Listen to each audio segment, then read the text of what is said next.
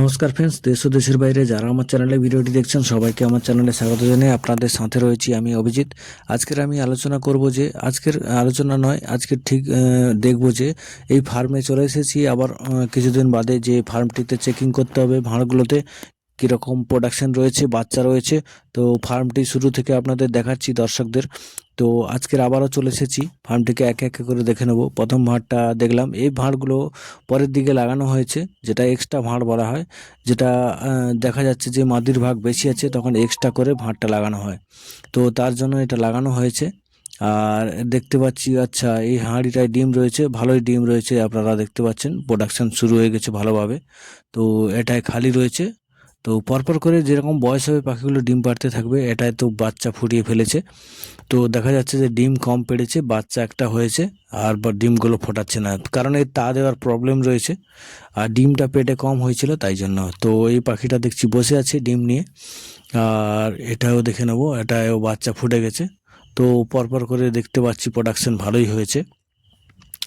এটাই তো পাখি ভাঁড় ধরেছে, তারপরে তো হ্যাঁ, এরপরের ভাঁড়টা দেখে নেবো বন্ধুরা। তো এটাই দেখতে পাচ্ছি কিছু নেই।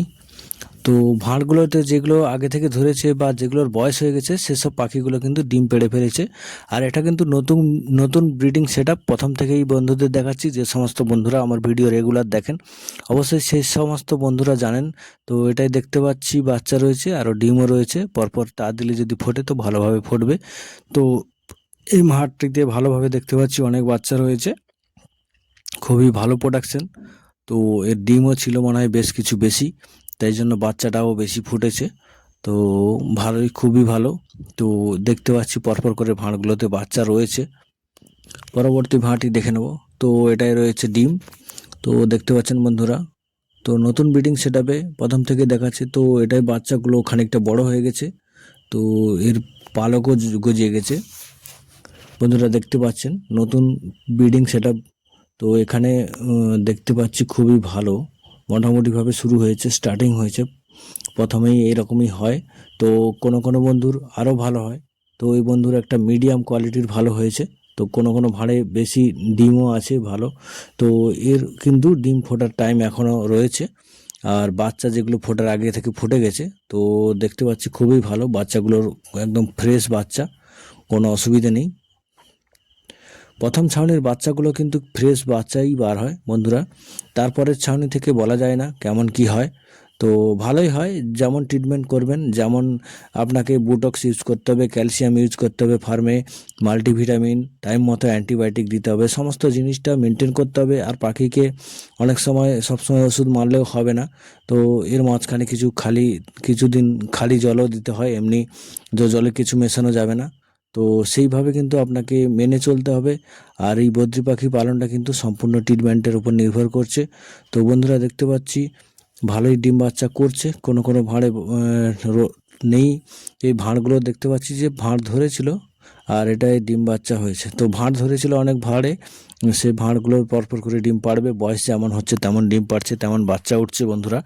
তো কম বেশি বয়সের বাচ্চা থাকে, তো এগুলোকে অ্যাডাল্ট করানো হয়েছিল, তারপরেও এগুলো ডিম বাচ্চা করছে, যাদের বয়সটা একটু আগে হয়েছে। তো পরপর করে ভাঁড় ধরছে, পরপর করে ডিম দিচ্ছে বন্ধুরা, কোনো অসুবিধা নেই। এদেরকে আলাদা রেখে প্রথম অ্যাডাল্ট করানো হয়েছিল, তারপরে কিন্তু ব্রিডিংয়ে দেওয়া হয়েছে। অনেকেই ভাবছেন হয়তো কম বয়সী বাচ্চা নিয়ে ঢুকিয়ে দিয়েছি, এই বন্ধু ঢুকিয়ে দিয়েছে, তারপরে ব্রিডিং সেটআপে রানিং হয়নি এখনও অর্ধেক ভাঁড়। ঠিক তা নয়, তো আগে পিছে করে হয় এদের ব্রিডিং। তো এটা একটা মিডিয়াম কোয়ালিটির ব্রিডিং হয়েছে বন্ধুরা, পরপর করে ডিম বাচ্চা হচ্ছে, এগুলোয় কোনো অসুবিধা নেই, খুবই ভালো। যেগুলো ডিম পেড়েছে খুবই বেশি করে ডিম পেড়েছে, আর বাচ্চা ফুটলে কিন্তু ভালোই বাচ্চা হবে। এগাত্রা ভাঁড়ে কিন্তু ভালোই বাচ্চা রয়েছে দেখতে পাচ্ছি। এই সমস্ত ভাঁড়গুলো কিন্তু লক্ষ্মী ভাঁড়, যেটা হচ্ছে বেশি বাচ্চা হয় সবসময়ের জন্য। এই সব যে পাখির যে মা পাখিগুলোকে সুরক্ষিত রাখতে হবে, এটা কিন্তু আপনাকে চিন্তা ভাবনা রাখতে হবে মাথায়, যে এই পাখিগুলো যাতে না অসুস্থ হয়। আর পাখিগুলোকে কিন্তু খুব সাবধানে রাখতে হবে। আর ওয়েদার কন্ট্রোল করার চেষ্টা করবেন, যাতে হচ্ছে খুব গরম লাগাবেন না এদের গায়ে, খুব বেশি বাতাস লাগাবেন না এদের গায়ে, একটা মিডিয়াম যেটা হচ্ছে নর্মাল টেম্পারেচার বা নর্মাল ওয়েদার করে রাখবেন। আর চারিদিকটা নেটের জাল দেওয়া হয়েছে এক্সট্রাভাবে, যাতে করে মশা যাতে না ঢোকে বেশি। তো সেটাও একটা দিক রয়েছে। তো অনেক বন্ধুর মশার প্রবলেমও রয়েছে, মশার জন্য যাতে না আসে তার জন্য কিন্তু বাইরে থেকেই ব্যবস্থা। দেখা হচ্ছে পরবর্তী ভিডিওতে।